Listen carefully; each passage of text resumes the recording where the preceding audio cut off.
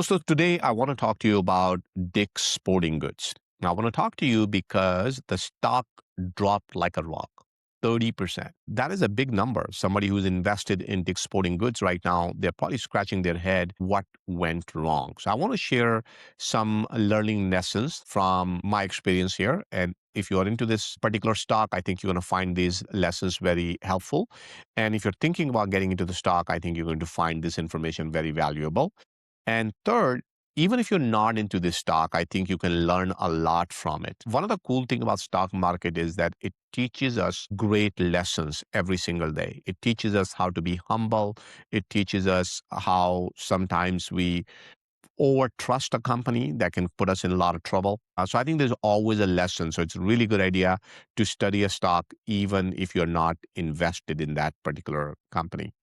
So today, let's talk about Dick's Sporting Goods. Now, what if I told you that I own a rental in San Francisco? It's sea facing, fairly new building, really nice. And my rental for this year is down by about 3% or 2%.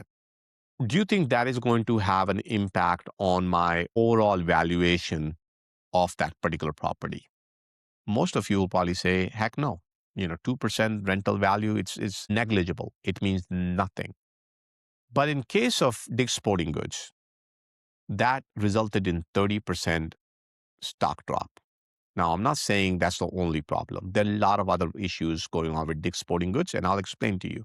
But I think this is the headline number that people are looking at. I think problem is a little bit bigger than this, so we'll discuss that today as well. But the reason why I started with that is there are a lot of stocks in the market today that are flying high, where PE is super high. People are so confident in these stocks. If one day they show up and their earnings drop by 3, 4, 5%, don't be surprised if the stock drop by 30, 40%. So just sharing that with you, so that way you keep an eye out on. Okay, number two, well, am I really surprised with Dick's Sporting Goods? Well, yes and no. So, no, in a sense that if you guys remember, a couple of days ago, I told you that we got the retail sales number and they're down. So, this was my first clue that retail sales are down. Most likely, Dick's Sporting Goods would be down as well. That's lesson number two. But then, if you remember, for the last couple of years, I've been talking about K-shaped economy. So, is Dick's Sporting Goods really in the lower end of the K or the upper end? Well, this is where the problem comes. They actually simultaneously live on the both segment. Upper end is Dick's Sporting Goods and the lower end is Foot Locker. If you guys remember, Dick's Sporting Goods acquired Foot Locker earlier for, I think, $2.4 billion. Let me verify that for you. $2.5 billion. So what did they do, after spending $2.5 billion? Well, first of all, they closed 110 stores. Okay, that's a problem. North America, about 84 stores were closed. So that's a big problem. The total Foot Locker locations used to be about 2561, and now they have 2478, including the licensed locations. So that's problem number one. Then, if you take a look at cash is king. I oftentimes say it. Like, if there is an issue with a cash in a company, that is going to cause a lot of problem. See, even in small businesses, by the way, if you own a small business, you really need to keep an eye out on your cash position. And even in the world of investing, a lot of people don't make money because they just simply don't have cash to invest. Now, can you not make money if you don't have a cash to invest? No, you're just going to make the money a little bit slower. Like, for example, if you and me both are investing in a stock and I'm able to do DCA and you're not able to do DCA, then if the market is up, then sure, you're going to make more money than I will. But if the market is struggling, it's volatile, then most likely I will outpace you. So oftentimes markets are more volatile than not, especially under Trump administration. So DCA is such a powerful tool. But anyhow, my main point is cash is king. So in case of Dick's Sporting Goods, another problem is that cash declined by 26% to $914 million. Another thing you want to pay attention to is debt in any company. Long-term debt and financing lease actually increased by 28% to roughly $1.91 billion. Another thing we have been talking about this year is CapEx. In case of Dick's Sporting Goods, their CapEx is up by 41% to around $743 million. And that's just a number for the first half. What it's going to look like by the end of the year, we'll see. So you can see that they're struggling. They're spending a lot of money. So far, they are spending roughly about $1.6 billion. So now you have a situation where sales are declining, stores are closing for a business that you actually purchased for $2.5 billion. So now market is questioning, did they make a mistake? So you probably have often seen that after an acquisition, this is another lesson to keep in mind. And by the way, talking about lessons, so one of the things I'm doing different this year is if you're coming to Wealth Summit, which is on October 25th, is anybody who is coming to the Wealth Summit, I'm going to give you access to a new course that I'm building called Fundamentals of Investing in the World of AI, which is quite interesting because I've been seeing that the fundamentals are just simply not working. But that doesn't mean that they will never work. So I want to kind of bring people's attention to some of the things that you want to pay attention to because when things go bad, you will be glad that you know that stuff. So if you're coming to Wealth Summit, you're going to get access to that course for absolutely free. So on one side, we have a business that is declining, stores are closing, debt is increasing, cash is decreasing, and then comes another problem. Another problem is, yes, we got all this debt, but did we buy it just based on debt?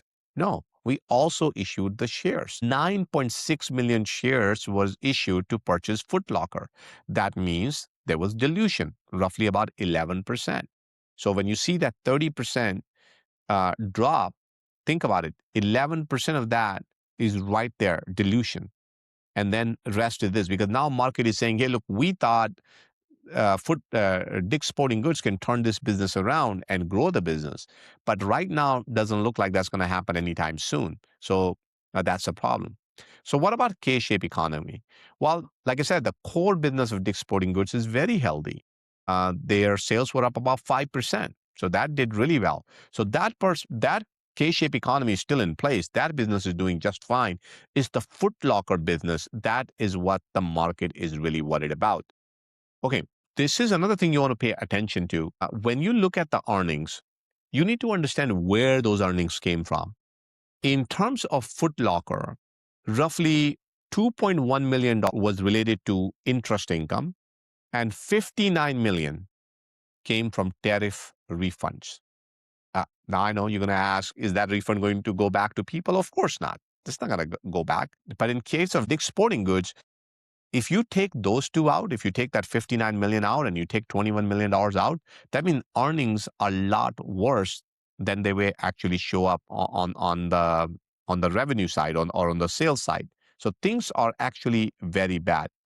Now the question comes is, do I buy the stock now that it has dropped 30%? Do I wait a little bit longer? Well, if you understood all these problems that I just explained to you, do you really want to buy the stock now? Or do you want to wait until their cash position improve? They have a proper plan to handle the debt. When you're comfortable that dilution is going to stop. When you understand that consumer spending is actually increasing and this Foot Locker business is back in control. You probably say, yeah, I want confirmation of all that stuff. Now, some people obviously going to buy it just because it dropped 30%. But if you're a professional investor, if you are a hedge fund manager or ETF, well, I guess ETF doesn't matter. They don't really care. They're going to buy what they have to buy. But, if you're managing money for somebody else, then somebody can question you, why are you buying this company? How can you justify buying Dick's Sporting Goods right now when you know they have this big problem?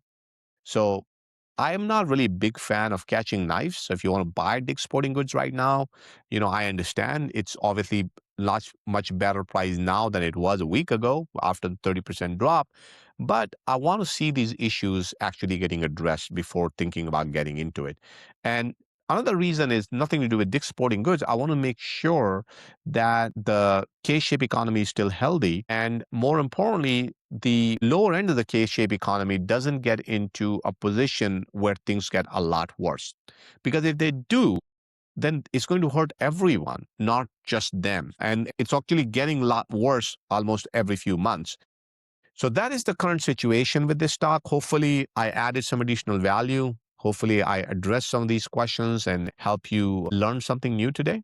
And if I did, then leave me a like or a comment or something, so I know that somebody is listening. I'm not wasting my time. And I'll see you guys at the Wealth Summit very, very soon. Thank you.